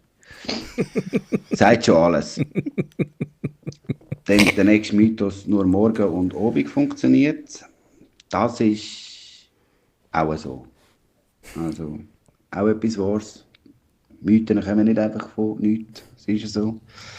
Aber das ist eigentlich erst kurz so, und zwar seit Corona. Jetzt sind nämlich die Tische über den Mittag im Homeoffice. Dann ist der nächste Mythos, wenn Fisch... Nein, mittags ist immer tote Hose. Der Mythos. Also das ist ja, der passt ja eigentlich wieder zu nur morgen und Abend funktioniert. Aber ist ja gleich. Mittags ist tote Hose. Das stimmt nämlich nicht. Tote Hosen sind auf Spotify. Der nächste Mythos, teure Köder kommen besser. Das ist so. Das ist absolut so. Edle Damen, die stehen einfach auf Gucci und Armani. Ja. Nächster Mythos, wenn ein Fisch einisch erschreckt, kommt er nicht mehr. Ja, klar. Ja. Er löscht auch seine Social Media und sein Tinder-Profil. Fängt ein neues Leben an. Fisch lernen nicht. Oh. Nächster Mythos. Also, sagt das einmal der Forelle, der mich seit der Eröffnung am Verarschen ist an der Limmat. Nächster Mythos, High-End-Setup ist ohne High-End-Setup fangst du nichts, haben sie da geschrieben. Das ist auch so. Ich meine, darum hat man Goldkopfhägen erfunden. Dann, wo andere fangen, fangst auch du automatisch. Der nächste Mythos, das stimmt auch wieder. Darum tue ich auch immer bei allen Fotos, die ich umeinander schicke oder auf Social Media stelle, auf jeden Fall gerade die Standortaktivierung löschen. Das ist wichtig, ja. Der Hintergrund verpixeln. Standort ist weniger wichtig als Köder. Das ist der letzte Mythos, den wir hier geschrieben haben. Auch das ist so. Köder ist es auch und so.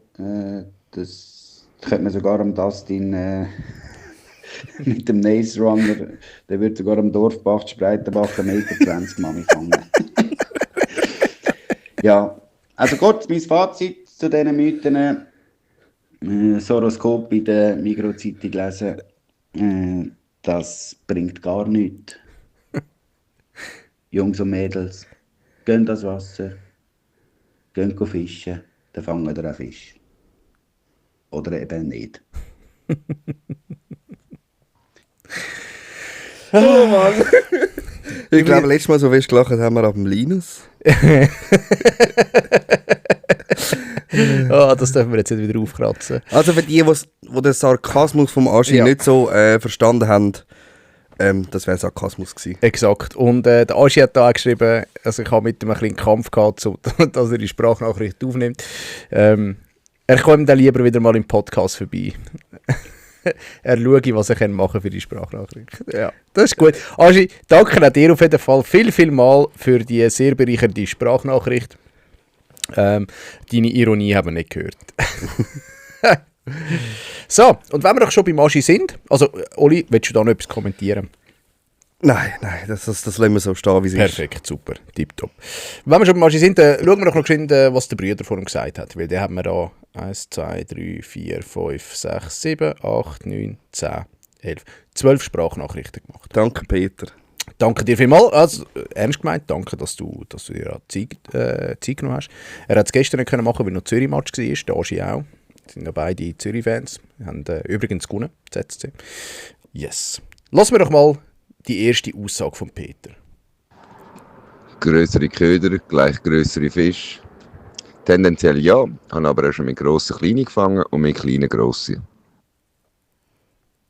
Kann man so unterschreiben? Der Hecht Würde ich ist meinen. grössenwahnsinnig. Ja, Segli auch. Ja, das auch, ja, Ja. stimmt. Je tiefer, desto mehr Fisch. Kommt ganz auf die Fischart drauf an. Also Punkt. Schade, kommt da nicht mehr. Ich hätte jetzt wissen, welcher Fisch das er auch noch denkt. Saibling. Ja, den hast ja du genannt. Vielleicht hat er einen anderen. Ja, möglich. Vollmond ist super, vor dem Gewitter ist besser. Das finde ich eine ganz spannende Aussage. Vollmond ist super, vor dem Gewitter ist besser. Habe ich noch nie so gehört. Also, dass vor dem Gewitter gut ist, ja, aber wer geht vor dem Gewitter auf den See? Guter Fisch auf dem Ufer. Ja, du, es gibt ja im Sommer auch das Sommergewitter, wo einfach aufzieht. Ja, aber oder? wenn das aufzieht, ja klar, ja logisch, ja natürlich. Das schon. Wenn es Ich sage nicht, einfach, wenn es nicht gerade blitzt, dann ist ja easy. Ja, wenn es nicht blitzt, ist okay, ja. Das stimmt, das stimmt. Morgen ist gut für Egli, aber über den Mittag ist am besten für Hecht. Ah ja? Ich habe lang mein PB, den ich hatte, habe ich lang mit dem Mittag gefangen. Also mit dem Nachmittag rein, so muss ich sagen. Um die 2:30, 2:30 rum. Pralle Sonne, Sommer, August. Stimmt, meine letztes Jahr auch. Das war am Mittag rum. Stimmt. Aber, Ich habe gemeint, Fisch im Homeoffice. ja, seit Corona erst. Mittag ist tote Hose, ja genau. In Holland läuft dann der Hecht richtig gut. Ich höre den Peter schon, wenn er wieder mal zu unserem Podcast kommt. Wir haben ein paar Sprachnachrichten, Peter. Danke vielmals.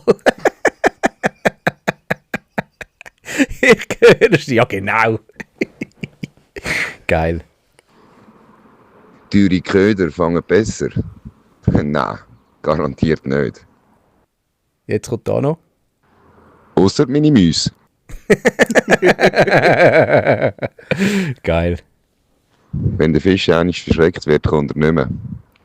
Nein. Da glaube ich nicht dran. Ist schon spannend. Ich finde es noch spannend, dass so die Aussage. Ich glaube, das kommt mega auf die Fischart drauf an. Ich hätte auch sagen, bei einer Forelle, eben so wie es der Robin am Anfang gesagt hat, es kann Forelle sein, kenne ich zu wenig. Gell? dass die spookst und sie kommt gar nicht mehr, den ganzen Tag nicht mehr. Oder es kann sein, dass die ein paar Minuten später auf dem Plätzchen hockt. Ich weiss einfach, Alette, wenn die dich sehen, wenn die verschrecken, dann sind sie weg und dann tauchen sie sehr, sehr lange nicht mehr auf. Und ich habe auch mit Geduld auch nicht, um den Spot dann auszufischen. Dann mache ich Hopping. Holland, mit den Hechten, wenn du ans Uferrennen laufst, und ich trampe mich gerne ans Uferrennen, will ich mich einfach nicht achten, bin nicht so vorsichtig. Und dann siehst du, so ein Schwallen weggeht. Klar ist dann fraglich, ob es ein Hecht ist oder vielleicht ein Karpfen oder so, natürlich, aber es beißt praktisch nichts mehr dann dort. Vielleicht liegt es auch da wieder daran, dass sie zu wenig lang den Spot eigentlich ausfischen, sondern einfach Strecke machen an einem Polder. Ich denke, sie wird schon von der Fischart abhängig sein. Habe ich auch das Gefühl, ja. Garantiert lernt der Fisch. Aber 100%ig. Schwimmen überall 60er-Regel rum. Aber die haben gelernt, in all diesen Jahren. Die kommen nicht mehr. Ja, 60er-Regel wäre auch schön. Hast du etwas sagen? Ich habe überlegt, was ist der Weltrekord im Egli? Weißt du das?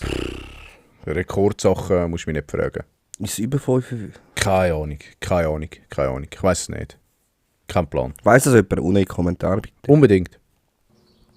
Du fängst mit allem, egal ob High-End oder Low-End. Magst du sehen? Wo andere fangen, fange ich auch. Nein, wäre zu schön. Schade hat er noch geschrieben, hat er noch gesagt, nein, wäre zu schön. Ich hätte ihn schon gesehen, wie er das sagt. Wo andere fangen, fange ich auch. Keine Frage. Standort ist weniger wichtig als Köder. Es ist ein gesundes Mittelmaß, würde ich mal sagen. Gut. That's it. Ja, danke dir, Peter. Ja. Danke vielmals. Dann hätten wir die Sprachnachrichten durch. Hey, herzlichen Dank für alle der Aschi hat es gesagt, es war ein bisschen spontan gewesen, wissen wir selber. Oh nein. Da. Bravo. Hey, danke vielmals. Ist mega cool, können wir auf euch zählen. Und liefert ihr auch entsprechend, ich sage jetzt mal, den Content für uns. Ist natürlich auch sensationell.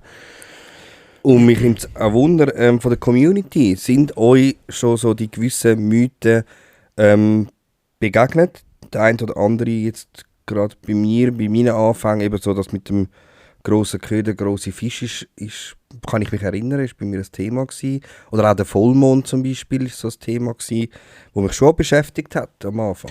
So, für mich der Vollmond weniger. Für mich ist mehr grosse Köder, grosse Fisch. Und ich habe mich nie wirklich getraut, zum grossen Köder zu rühren. Weil ich habe irgendwie einfach wahrscheinlich mehr die Frequenz wollen als Grösse. Mittlerweile muss ich sagen, ich bin beim Egli immer noch eher verhalten. So zwischen, ich sage jetzt, 5 und 7,5 cm, so, in der Schweiz. Hat mir aber auch schon gezeigt, dass ich mit einem 12,5 cm ein 40er-Egli fangen kann.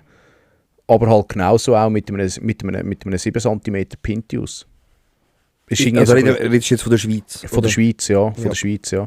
Und grosse Köder, grosse Fische würde ich jetzt so auch nicht unterschreiben, ehrlich gesagt. Du selektionierst.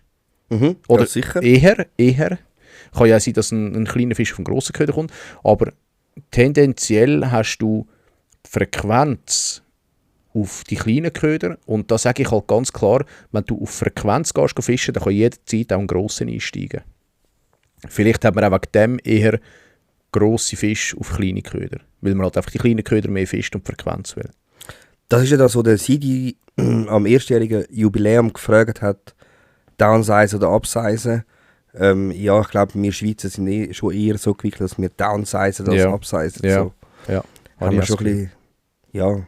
Ich hätte jetzt auch nie, oder ich muss auch sagen, ich habe nie den Mut gehabt, gerade beim Egli oder so, zu sagen, hey, ich fische jetzt da einen 10 cm Skeletonius. Wenn ich jetzt in Schweden nur gefischt habe und dort hat es funktioniert, weißt du? So, auf jede Größe, oder?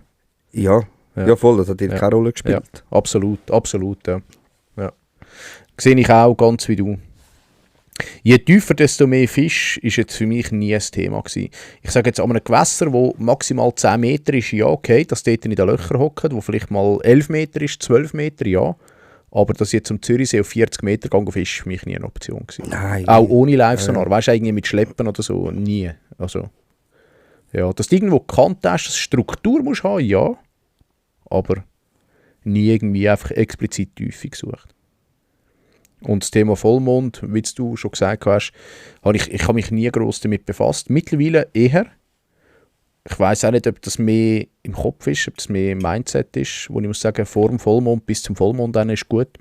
Also ich merke schon, dass es wenn am Vollmond schlechter beisst. Und ich habe viele Kollegen, die explizit am Vollmond im Abend gehen Hecht fischen, und die sagen schon, dann sind schon die Mamas unterwegs. Ja. Dann einfach mehr Lichteinstrahlung. Eben die haben einen Tag ein bisschen Pause gemacht und wissen, jetzt sehen wir ein bisschen mehr und dann sind schon grosse Fänge gemacht worden. Das habe ich schon ein bisschen von den Kollegen so gehört. Aber selber bin ich jetzt nie bei Vollmond mal draussen gewesen. So. Also ich habe Beissfeuer, wie es der Gasser schön gesagt hat, Johannes, habe ich sowohl als auch erlebt. Also ob Vollmond oder nicht Vollmond. Ja. Das ist... Ich tue mich nicht nach dem Vollmond richten, sondern ich schaue... Zum Teil schaue ich die Mondphasen an, wenn ich rausgehe. Einfach so zum Wissen, okay, jetzt haben wir Vollmond oder jetzt haben wir nicht Vollmond, das 8. Mal. Und ich habe auch schon bei Vollmond auch schon nur einen Fisch gehabt, mit dem Live-Sonar jetzt in dem Fall. Darum, ich habe nicht das Gefühl, also, ich weiss nicht, ob das Mindset ist, ob das Kopfsache ist.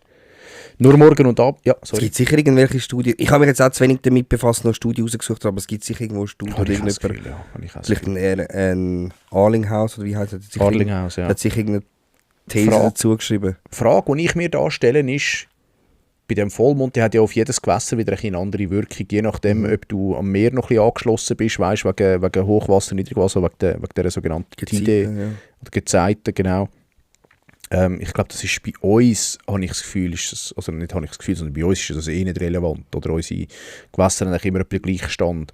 Was dann da der Vollmond kann auswirken, wäre sicher mal noch spannend, um irgendwie erfahren. Ja. Müssen wir uns mal Gedanken machen. Oder?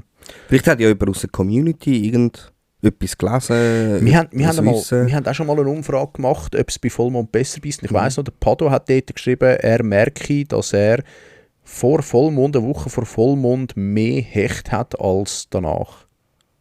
Das weiss ich, ist mir noch geblieben, aber... Stimmt, ja. Ja.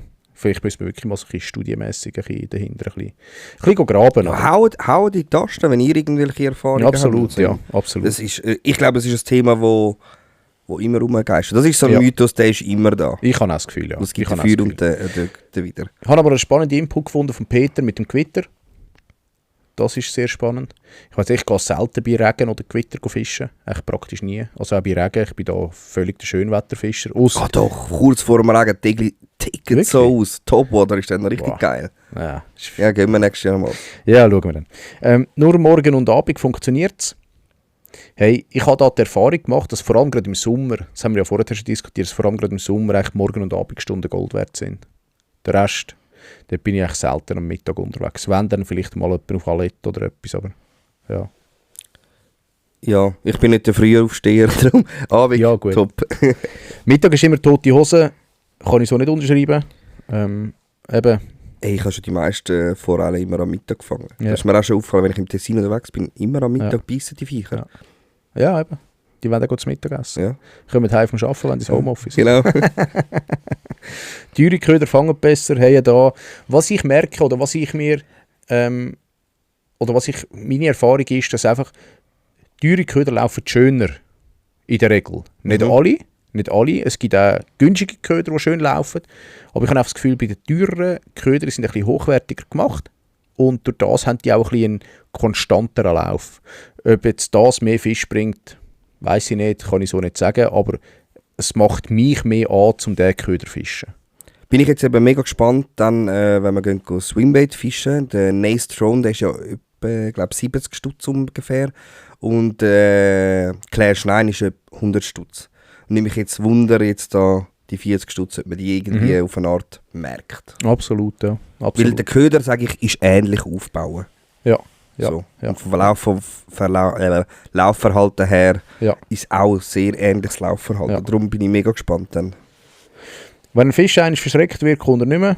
Das haben wir ja schon diskutiert vorher. Ich glaube, wir müssen nicht mehr darauf eingehen. Fisch lernt nicht.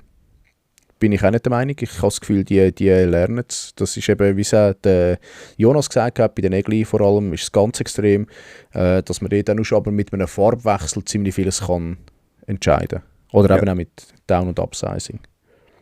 Ohne High-End-Setup fängst du nichts. Hör auf. Jesus Gott. Nein. Kann ich nicht unterschreiben. Aber ich unterschreibe, wie alle gesagt haben, mit High-End hast du halt ein bisschen mehr Spaß. Und es ist langlebiger. Also High-End, ich muss so sagen... Ja, aber auch dort in der Rutenspitze im Kofferraum einklemmst sie. Logisch. Meine teuerste Rolle kostet, glaube ich, irgendwie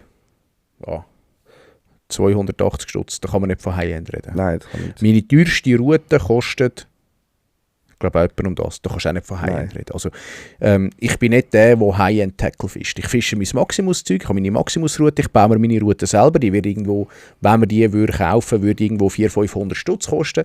Kann man eher von High-End-Tackle reden. Wenn man Komponenten anschaut, habe ich sicher High-End-Komponenten dran. Aber ich bin dann gespannt, wie die auch performt.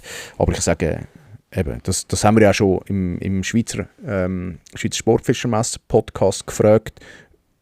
High-End-Tackle oder lieber einen guten Knoten. Und schlussendlich ist ja dort auch die Devise gewesen, du fängst auch mit den günstigen Rollen, günstigen Routen. Wichtig ist einfach, dass du halt bewusst bist, dass es vielleicht nicht für 5 Jahre hebt, sondern für eine Saison. Aber auch da... Ja, und ich sage jetzt, also meine Evergreen-Route mit irgendeiner günstigeren Route, finde ich, ist schon nochmal ein Unterschied zum Fischen. Gerade beim Biss, wenn der Fisch am Köder schon dran ist, du merkst es schon viel besser. Die Übertragung ist einfach anders. Also auch gerade einteilige Routen, sage ich jetzt, ist nochmal etwas anderes als ganz bestimmt. Zweiteilige, dreiteilige Routen. Ganz bestimmt. Bin ich voll bei dir. Auch von der Verarbeitung her. Auch bei den Ködern ja genau das Gleiche. Auch von der Verarbeitung her. Oder? Es ist einfach vielleicht ein bisschen mehr Details. Es ist nicht einfach so, dass die mehr kosten, weil sie einfach mehr heuschen in dem Sinn. Also ja, klar haben sie irgendwo auch ihre Margen und alles, aber End of the Day, also jetzt gerade bei einem Gummifisch, muss ich sagen, solange er läuft, solange der Lauf schön ist, ob es 10 Stutz kostet oder ob es 10 Stutz kostet, dann, ja, wenn der Lauf da ist, der Lauf da. Und wenn er gut läuft, läuft er gut. Und dann kannst du auch die Fische überlisten. Wo andere fangen, fangst du auch automatisch? Nein, kann ich auch nicht bezeugen.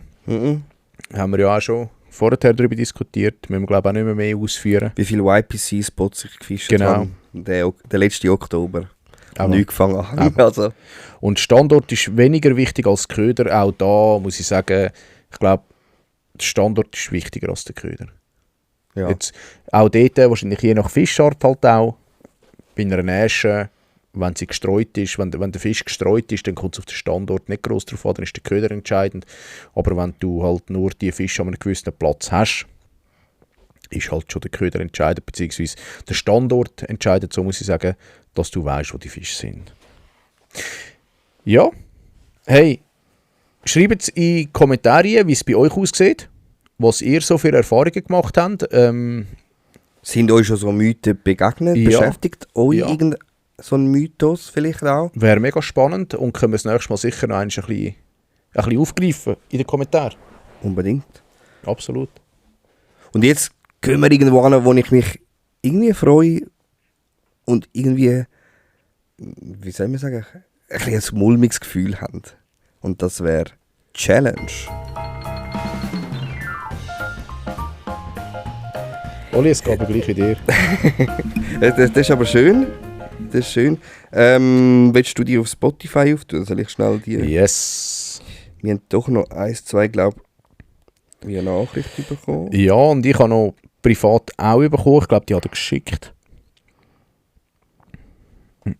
Komm, ich fange mal an mit Spotify. Ja. Also. Der Fabio Alter schreibt, Person A wählt den Köder aus der Box von Person... Also, wenn wir schnell sagen... Sorry. Nehmen wir heute schon die Challenge an, entscheiden wir nachher Bauchgefühl oder was ist jetzt der Plan von uns? Ich glaube, wir schauen mal die Challenges an und dann entscheiden. Und wir schon ein bisschen kommentieren. Genau, so. Okay, ein bisschen kommentieren, diskutieren und vielleicht auch schon aussortieren. Ja. Und dann, ja, ich glaube, wenn wir eine annehmen würden, wäre es sicher nicht verkehrt. Aber schauen wir, je nachdem. Ja. Also, der Fabio Alter, Person A wählt den Köder aus der Box von Person B. Person B muss mit verbundenen Augen den Bait erkennen mit Marke und Modell. Und wenn man es nicht richtig hat, wandert der Köder in die Box von der Person A. Finde ich noch spannend. Ich finde die Challenge super. Könnte man machen. Ich habe keine Ahnung, was du für Köder bei dir hast. Du von mir wahrscheinlich auch weniger, aber es ist naheliegend. Ja. Boah, ich weiss nicht, ob wir das packen würden. Vielleicht müssen wir so ein bisschen Auswahl machen, weißt du, so irgendwie 5 verschiedene Wobbler oder so. Da musst du den erkennen. Einen erkennen ja, oder so. Genau. Genau. So abgeändert. Weil es ist doch zum Teil recht verschieden. Also wenn ich dir die Box gebe vom Hecht- und Barsch Adventskalender, ich habe keine Ahnung. Kein Plan, was nicht alles für Marken und Modelle drin sind. Keine Ahnung. Ich kaufe den Köder auch nicht nach Marken und Modell. Das ist vielleicht ein bisschen der Unterschied bei uns. Du kaufst eher nach Marken und Modell, die du geil findest, nachher, wo dir natürlich auch gefällt. Ich schaue da gar nicht drauf. Das ist mir eigentlich irrelevant, sage ich jetzt mal, ob jetzt das ein Jensi-Köder ist, ob jetzt das ein Toppis-Köder ist, ob jetzt das ein Ganki-Köder ist oder weiss ich was, ist mir eigentlich völlig egal. Wichtig ist, dass der Köder für mich passt. Und ja, das ist so ein bisschen... Ich fände die Challenge einfach noch, irgendwie noch witzig. Wir können sicher mal ins Auge fassen. Ja, können wir sicher mal ins Auge fassen. Dann schreibt der Merch, Challenge, ihr müsst einen besseren Score als das schlechteste YPC-Teams von der Vorwoche, vorletzten Sonntag vor dem Podcast schaffen. Ihr dürft allein oder zusammen fischen. Bei euch zählen die Forellen aber auch Faktor 1.5. Wenn ihr sogar unter die ersten 2 kämtet, dann würde ich euch eine Kiste Bier von meinen bierbrauenden Nachbarn Hopstachen, sorry, wenn ich das falsch ausspreche, zukommen lassen. Falls ihr wieder erwartet, die Challenge nicht schafft, dann müsst ihr einen verwendeten Köder als Trostpreis verlosen. Ich würde die Challenge nur schon wegen dem Bier. Ich auch. Also ich finde es eine geile Challenge. Finde ich fair. Was wir jetzt müssen sagen, aus der vorletzten Woche, eben bis wir in die Challenge starten. Man müsste wissen, welche Folge du gemeint hast. und welches Team entsprechend. Ja, Das kannst du uns per DM auch zukommen lassen. Ist die Frage halt, ob er jetzt schon von dem YPC-Boot, das läuft. Wir müssen ja wie warten, wenn das Hecht und Egli wieder offen ist, dass wir eine Chance hätten. Ja. Die Frage ist halt, ob wir das in 2 Wochen, dass wir einen Termin finden. Das ist halt das andere. Ja gut, ich meine, du kannst ja fischen und ich kann fischen. Ja, Das ja. Score zählt fürs Board, oder? Nehme ich jetzt mal an. Aber müssen wir sicher noch genauer abklären. Aber finde ich eine coole Challenge, so dass wir Köder verlosen, finde ich okay. Bier bekommen finde ich auch okay. Genau, wir müssen einfach vielleicht kannst du raussuchen oder reinschreiben, welche Folge und wir können dann sagen, nehmen wir an oder nicht. Richtig. Dann der M. Zungu schreibt, FG 5 Sekunden möchte ich sehen. Hey Oli, ich auch. Ich auch. Ja, das war jetzt doch einfach ein Beispiel gewesen. Ja, alles gut. Dann Challenges vom Wushu. Der GGAE3.Fishing. Ja, weiß ich nicht. Genau. Für den Oli. Mach bzw. gieß einen Gummiköder.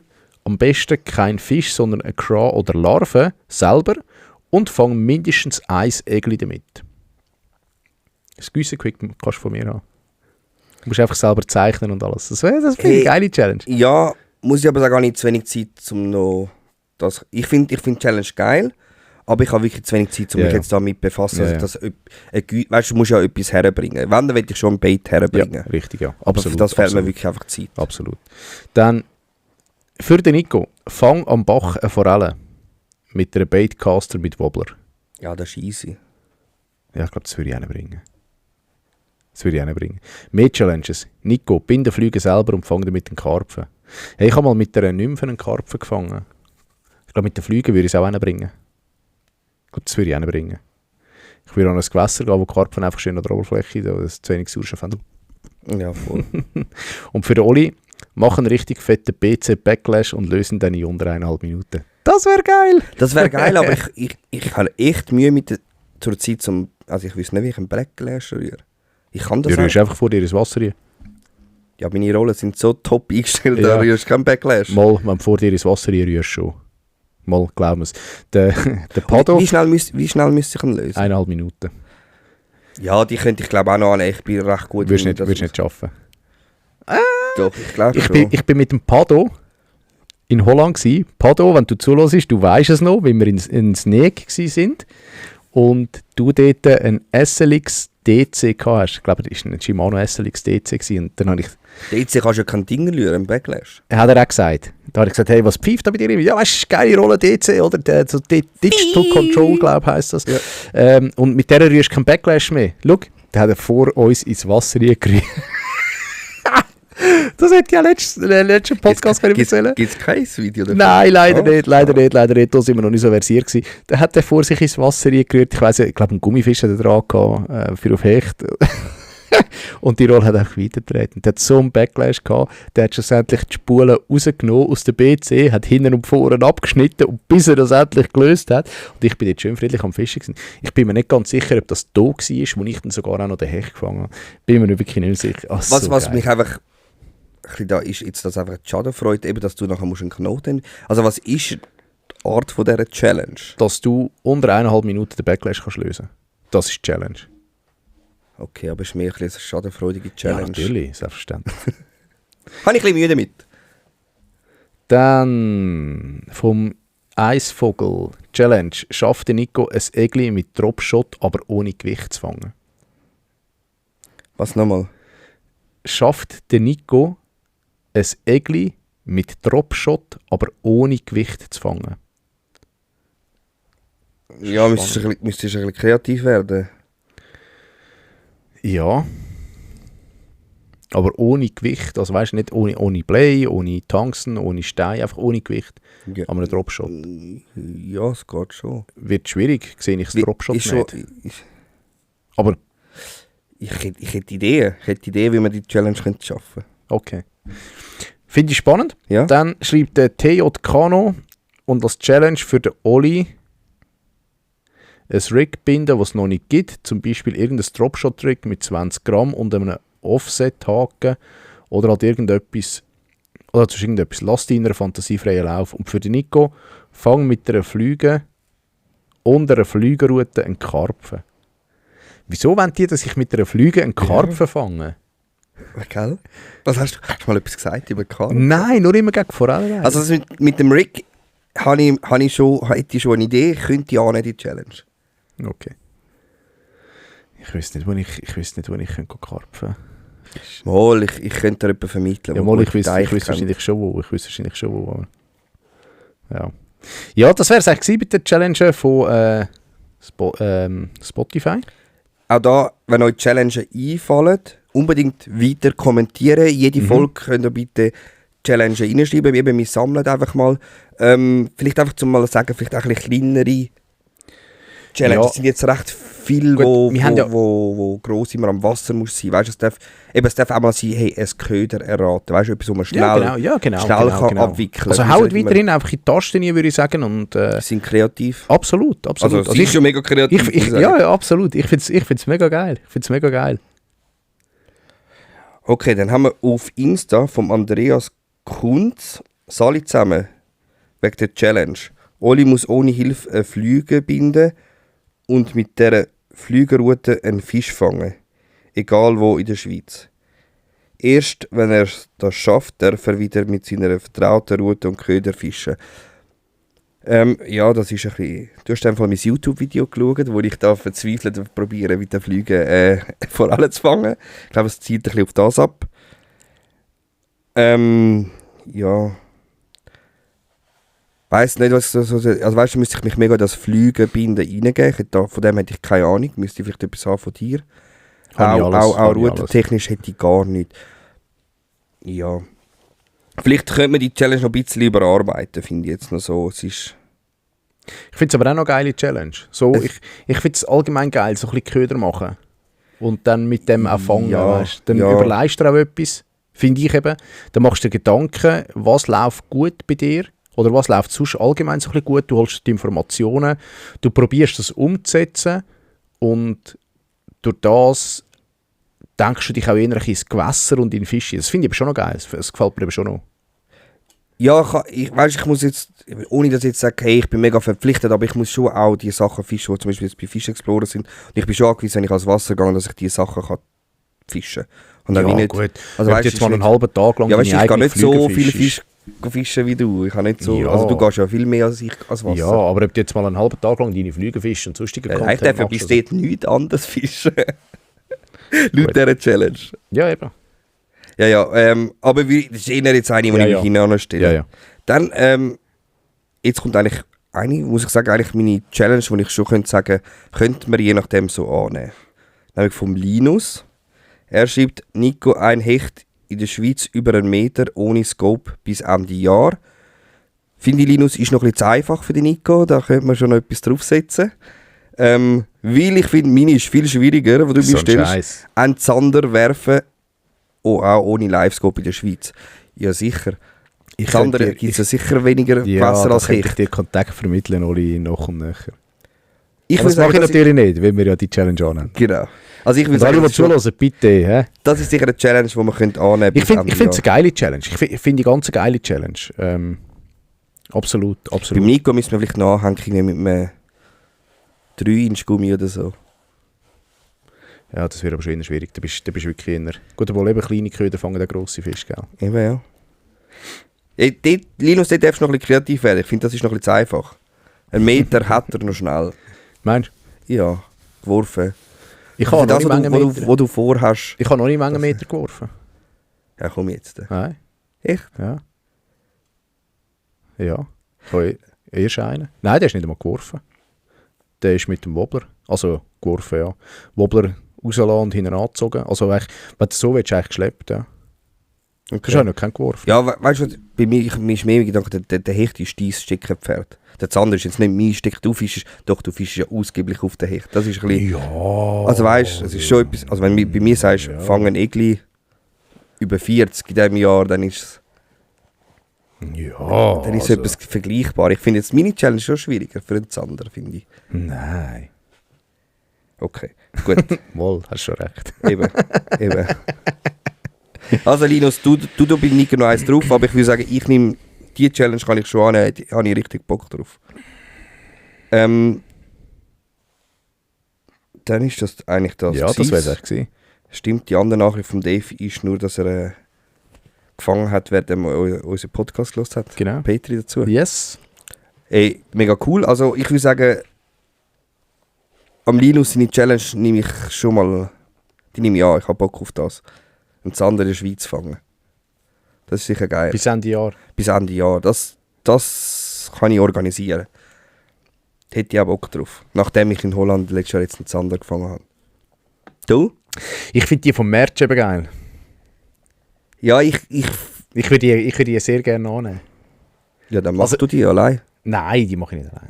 Nein. Nein, also wir müssen mit ihm nochmal schnell Kontakt haben. Ist das mit dem YPC? Yes. Wir müssen schnell Kontakt. Ich meine, der YPC läuft jetzt, bis Hechtschonzeit vorbei ist. Ist der YPC vorbei? Ja, weißt du, es muss ja nicht jetzt sein. Es geht nur um den Punkt, oder? Das ist halt die Frage, weil er sagt...